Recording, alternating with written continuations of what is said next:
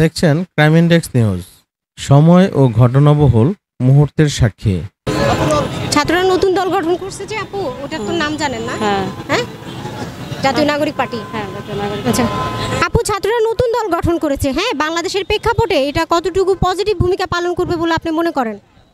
আমার মনে হয় বাংলাদেশের প্রেক্ষাপটে এটা খুবই গুরুত্বপূর্ণ ভূমিকা পালন করবে। আশানুরূপ আশা করা যায়। ছাত্রদের ব্যাপারে আপনি আশাবাদী? হ্যাঁ অবশ্যই আশাবাদী। ছাত্ররা পারবে নতুন একটা বাংলাদেশ গড়ে তুলতে? ইনশাল্লাহ মনে হয়। আচ্ছা, ছাত্ররা যে নতুন দল গঠন করেছে, রাজনৈতিক নেতৃত্ব দিতে গিয়ে তাদের পড়াশোনায় ক্ষতি হবে না তো? ওরা ওটা ম্যানেজ করে করতে পারবে, যেহেতু ওরা তো পড়াশোনা মোটামুটি শেষের দিকে, ওটা ম্যানেজ করে ওরা করতে পারবে বলে মনে হয়। বাজার করেছেন আপু?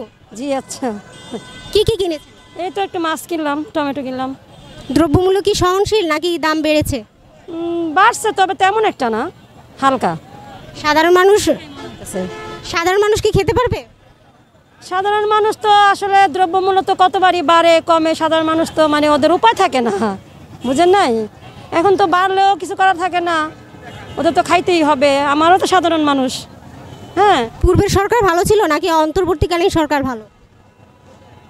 আসলে অন্তর্বর্তীকালীন সরকার তো ওনারা কখনো সরকার গঠন করে নাই, যেহেতু করে নাই সেহেতু ওনারা যতটুকু পারতেছে চেষ্টা করতেছে, এটাই আর কি দেখার বিষয়।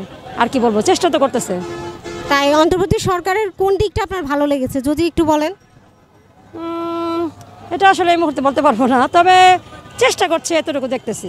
চেষ্টা করছে। হ্যাঁ। দেখছেন ক্রাইম ইনডেক্স নিউজ, সময় ও ঘটনাবহুল মুহূর্তের সাক্ষী।